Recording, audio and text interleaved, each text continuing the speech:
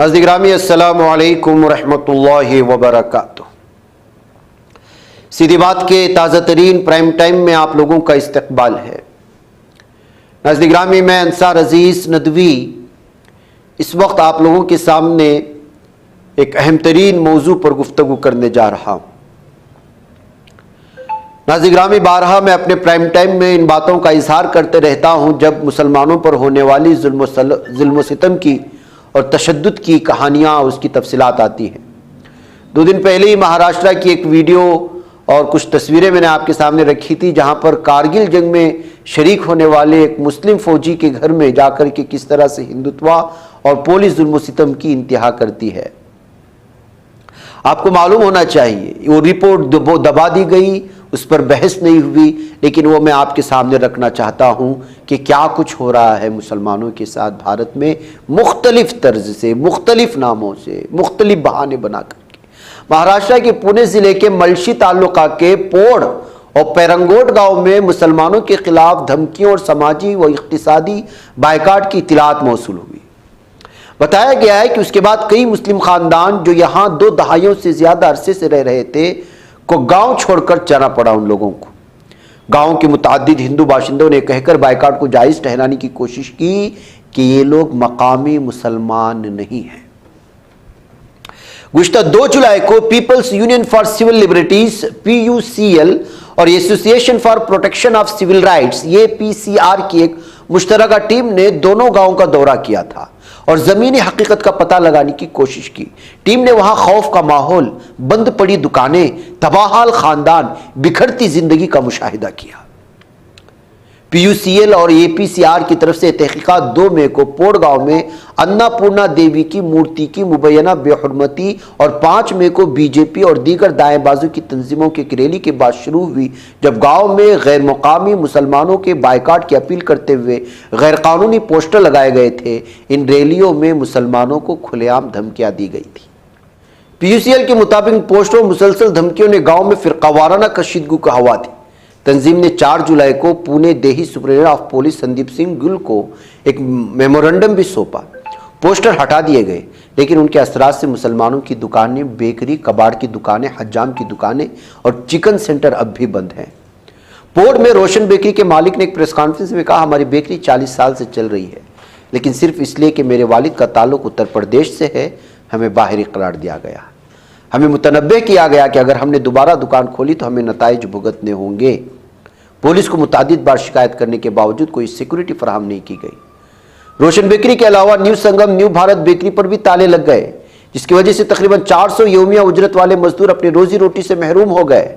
Bharat bakery के मालिक ने कहा, हमारी दुकान हिंदू और मुसलमान दोनों को रोजगार फराहम करती थी।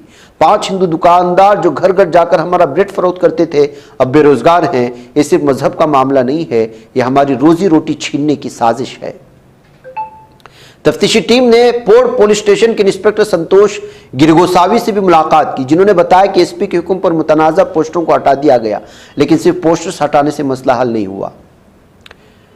जानकारी मिली है कि कई हिंदुत्व तंजीमों से वाबस्ता लोगों ने मुसलमान दुकानदारों को अपनी दुकानें किराए पर देने और इलाका छोड़ने की धमकी दे दी। हिंदू राष्ट्र सेना के मेंबर धनंजय देसाई, जो 2014 में IT प्रोफेशनल मोहसिन शेख के कत्ल में मुलजिम रहा और शवाहिद के फुकदान में बरी हुआ, उसको एक बार फिर धमकियों के लिए मुरीद इल्ज़ाम ठहराया जा रहा है। पुलिस ने तस्दीक की कि देसाई के खिलाफ फार्म हाउस पर कब्जा करने का मुकदमा दर्ज किया गया और फिलहाल मफरूर है। मकामी खबरों के मुताबिक जून के अवाइल में स्क्रैप डीलर की दुकान जला दी गई, उन्हें तकरीबन 20 लाख रुपए का नुकसान हुआ था। उन्होंने बताया, मैंने यही शादी की, यही सुकूनत इख्तियार की, लेकिन अब मुझे अपने ख़ानदान को कामशेत पुणे ज़िले में गांव भेजना पड़ा। मैंने शिकायत दर्ज कराई है, मुआवजे का मुतालबा किया है, लेकिन अब तक कोई सुनवाई नहीं हुई। नफरत की ये मुहिम मजहबी मकामात तक भी पहुँच गई। 2 मसाजिद के बाहर ऐसे पोस्टर लगाए गए जिसमें नमाज को सिर्फ मकामी मुसलमानों तक महदूद बताया गया, जिससे पड़ोस के कोलवान गांव के लोग नमाज पढ़ने से डरने लगे। एक मकामी मुसलमान ने बताया, अगरचे पोस्टर हटा दिए गए हैं, लेकिन खौफ अब भी बरकरार है। हालात इस कदर बिगड़ चुके हैं कि बहुत से मुस्लिम खानदान अपने आबाई गांव, खासतौर पर उत्तर प्रदेश वापस जाने पर मजबूर हो गए। कुछ लोगों ने करीबी कामशेद गांव में पनाह ले ली। सारे मामले में सबसे ज़्यादा नुकसान बच्चों की पढ़ाई को हुआ, जो दरमियान में ही छूट गई। एक मकामी रिहायशी ने बताया कि मुसलमानों की सरगर्मियों पर कड़ी नज़र रखी जा रही है उन्होंने कहा 400 गांव वालों का एक व्हाट्सएप ग्रुप हमारी हर सरगर्मी पर नजर रखता है। मैं अपने बेटे के लिए दवाई लेने मेडिकल स्टोर पर गया तो फौरन मेरी तस्वीर ग्रुप में पोस्ट कर दी गई। पैरंगोट के कांग्रेस की साबिका तालुका सदर अशोक मात्रे ने मुल्शी की गंगा जमुनी तहजीब पर तशवीश का इजहार किया और कहा, पहले मुस्लिम कम्युनिटी हरिनाम सप्ताह हिंदू त्यौहार में रिवायती लिबास में शिरकत करती थी, लेकिन अब आरएसएस, शिव प्रतिष्ठान और हिंदू राष्ट्र सेना जैसी तंजीमों ने गांव का माहौल खराब कर दिया। इस समाजी व इक्तिसादी बायकाट को आइन के खिलाफ करार देते हुए PUCL ने दीगर सिविल तंजीमों के साथ मिलकर इस मामले में कानूनी कार्रवाई की तैयारी शुरू कर दी है।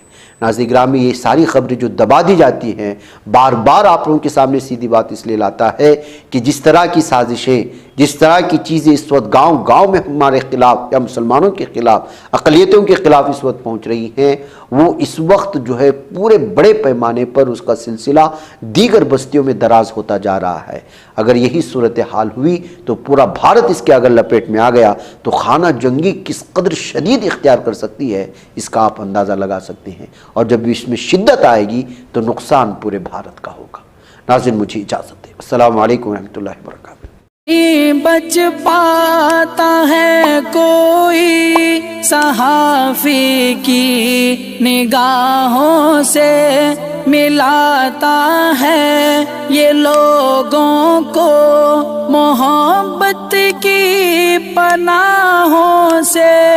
करम और दर्द मंदी का है एक संसार सीधी बात। अज़ीमत जुर्अतो हिम्मत का है इज़हार सीधी बात। अज़ीमत जुर्अतो हिम्मत का है इज़हार सीधी बात। ये चैनल हक निगर बनकर कुचल देता है फितनों को।